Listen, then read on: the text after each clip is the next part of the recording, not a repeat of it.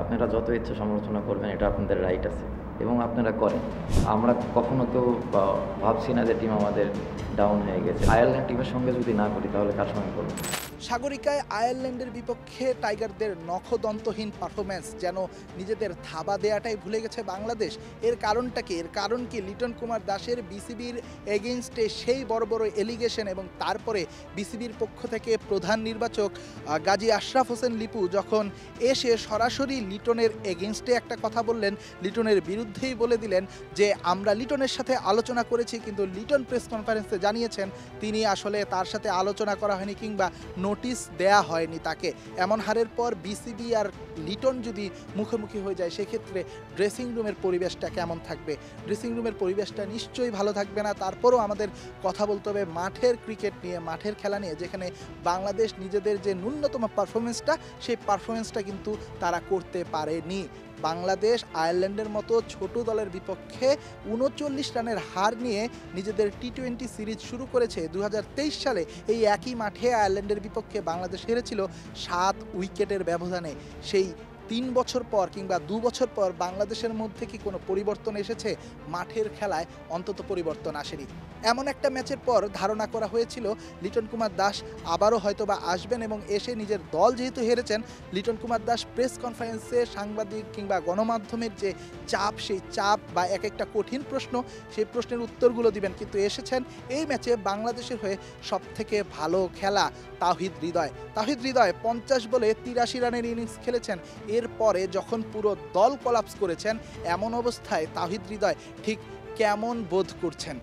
হ্যাঁ, দেখেন, যদি আমাদের একটা বড় পার্টনারশিপ হতো তাহলে খেলাটা অন্যরকম হতো। কারণ আলটিমেটলি খেলাটা দেখেন আমরা বেশি রানে মানে বেশি ব্যবধানে হারিনি। তো জাস্ট একটা পার্টনারশিপ, ইভেন আমি আর জাকের আলী যখন ব্যাটিং করছিলাম তখনও যদি আমাদের একটা পার্টনারশিপ 70-80 একটা পার্টনারশিপ হতো তাহলে হয়তো বা অন্যরকম একটা সিনারিও হতে পারতো।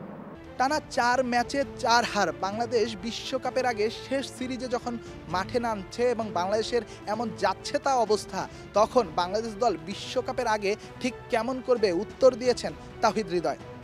যেটা বললেন, টিমটা ভালো ছিল, এখনও ভালোই আছে।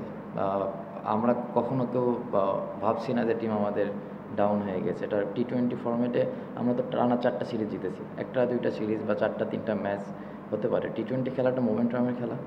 আমরা হারছি, আবার যখন দেখবেন যে নেক্সট ম্যাচ থেকে ইনশাল্লাহ যদি আমরা জেতা শুরু করি তাহলে দেখবেন আবার কন্টিনিউ জিততে থাকবো ইনশাল্লাহ। মাঠের বাইরে এত সমালোচনা, গণমাধ্যমের সমালোচনা, ভক্তদের সমালোচনা, তাওহিদ হৃদয়রা কি এসব সমালোচনা শোনেন কিংবা শুনে নিজেদের শুধরানোর চেষ্টা করেন? আপনি আপনার জায়গা থেকে সমালোচনা করবেন, এটা তো স্বাভাবিক। এটা তো আমাদের হাতে কন্ট্রোল নেই। আপনারা যত ইচ্ছা সমালোচনা করবেন, এটা আপনাদের রাইট আছে এবং আপনারা করেন।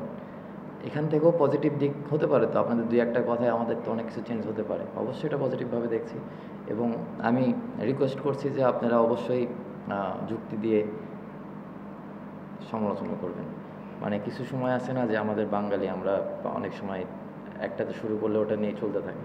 জিনিসটা এমন না, অবশ্যই করবেন। আমি চাই আপনারা করেন, যে এখান থেকে তো অনেক কিছু আমাদের মেসেজ আমরাও পেতে পারি যদি ভালো কিছু হয়। প্রেস কনফারেন্সে তাওহিদ হৃদয়কে প্রশ্ন করা হয় প্রথমে টস জিতে কেন ব্যাটিং করার সিদ্ধান্ত নেওয়া হলো না, কেন বড় রানের প্রেশারটা আয়ারল্যান্ডকে দেয়া হলো না। সেখানেও চতুরতার পরিচয় দিয়েছেন তাওহিদ হৃদয়। দেখেন, আমরা চেজে কি খুব ভালো করেছি লাস্ট কিছুদিন? আসলে আমার কাছে মনে হয় না যে আমরা খুব ভালো করেছি। তো আমাদের তো এই জিনিসগুলো আয়ারল্যান্ড টিমের সঙ্গে যদি না করি তাহলে কার সঙ্গে করবো? আলটিমেটলি তখন আপনারাই বলবেন যে এই টিমে এই অনেক কিছু আপনারাই বলবেন। তো আমি মনে করি খুব ভালো কল ছিল এবং সবথেকে বড় কথা ডিউ ছিল মাঠে অনেক।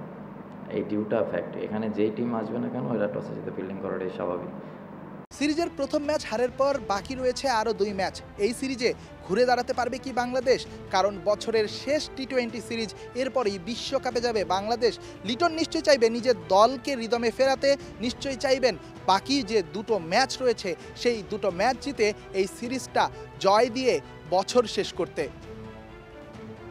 বীরশ্রেষ্ঠ শহীদ মতিউর রহমান ক্রিকেট স্টেডিয়াম থেকে রেদওয়ান শাওন, স্টার নিউজ, চট্টগ্রাম।